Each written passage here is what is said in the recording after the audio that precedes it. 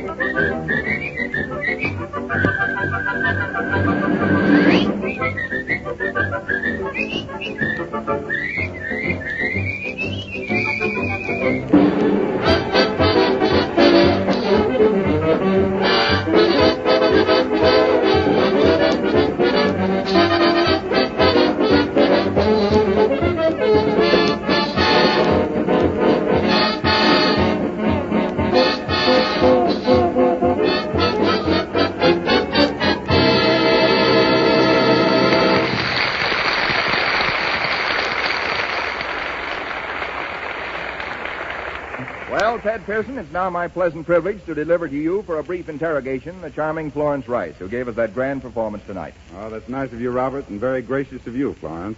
Well, I don't even need my woman's intuition to tell me what you're going to ask, Ted. But quite frankly, I guess when it comes to coffee, it's about the same with me as with Una Merkel and lots of my friends here in Hollywood. I've always enjoyed good coffee. And when this good news program started, I naturally tried Maxwell House. I liked it a lot, and again, naturally, Yes? I began to use Maxwell House coffee in my home. I do quite a lot of entertaining, Ted, and I've noticed something. I wonder if you have, too. And that is that men in particular seem to enjoy Maxwell House. At least I've had more compliments on my coffee lately. Do you know something, Ted? I suspect... Yes, Florence, you suspect what? Well, I suspect that the way to a man's heart may be through a cup of coffee. Maxwell House preferred. And I suspect you're right, Florence. And I further suspect that may be a valuable hint to women everywhere. Because Maxwell House is a real man's coffee. Yes, friends, as Florence Rice says, men do like the extra smooth, rich, full-bodied goodness of Maxwell House coffee. The feeling of warmth and well-being it brings. Its friendly stimulation that buoys you up and never lets you down. So if you haven't tried this superb coffee lately, why don't you get a pound of Maxwell House tomorrow, won't you?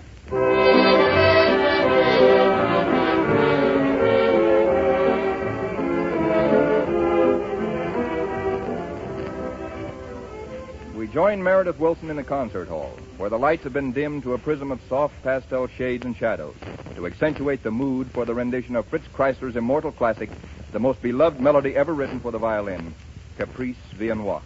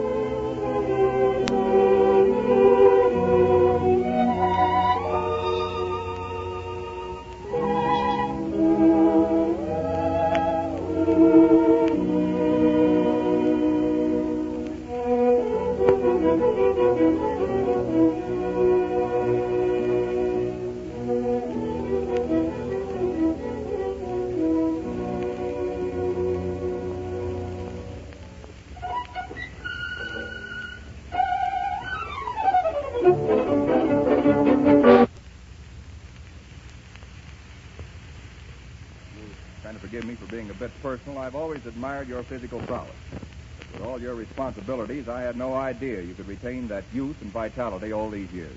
Thank you again. May I say that you're a pretty good specimen yourself, Bob. Thank you. Yourself, Bob. Thank you. And now, Mr. McFadden, here is Freddy Bartholomew.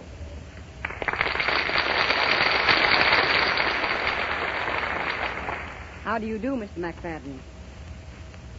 How do you do, Freddy? It is indeed a real pleasure meeting you. Well, thank you, sir. It's a real pleasure meeting you.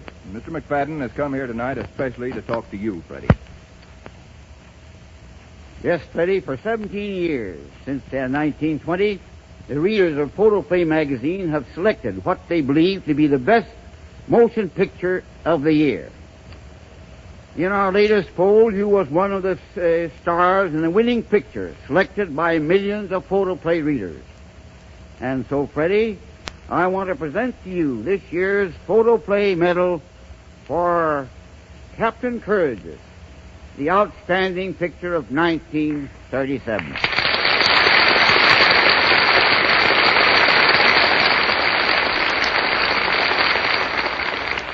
Thank you very much, Mr. You know, I really wasn't responsible at all for the success of the picture. It was all due to Spencer Tracy and the others. You're mistaken there, Freddy. Your work was beautifully done. I congratulate you. You're indeed a clever young trooper. Well, thank you, sir. You know, that makes our respect for each other mutual. I understand that you, too, are interested in physical culture. Yes, I dabble in it sometimes. But I didn't know that you followed anything of that kind. Oh, yes, sir. At 14 years of age, I still possess the same youthful vigor and the same vital interest in life as I did at 7. Remarkable indeed. But I'll tell you what.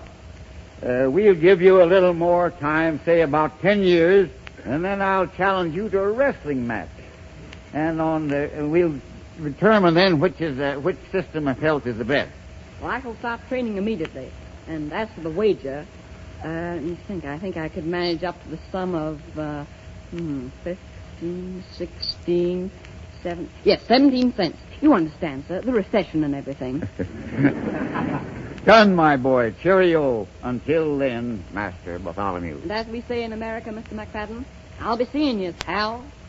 And really, in behalf of everyone concerned, thank you for the wonderful award.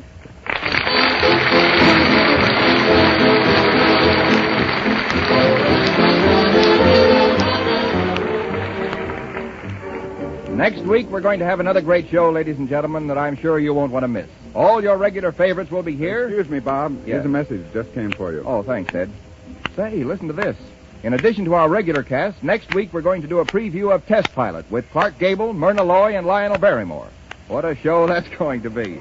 Fanny, Brice, and Hanley Stafford, Frank Morgan, Judy Garland, Meredith Willson, plus these stars of Test Pilot. Be sure you don't miss it. Your ticket of admission is just your loyalty to Maxwell House Coffee. So enjoy yourself with us next Thursday, and in the meantime, go to the movies and take the family with you. This is Bob Taylor saying good night. See you next Thursday.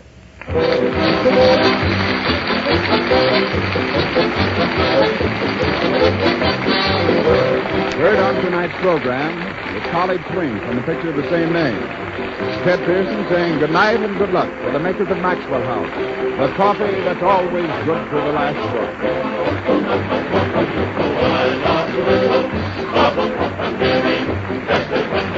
This is the National Broadcasting Company.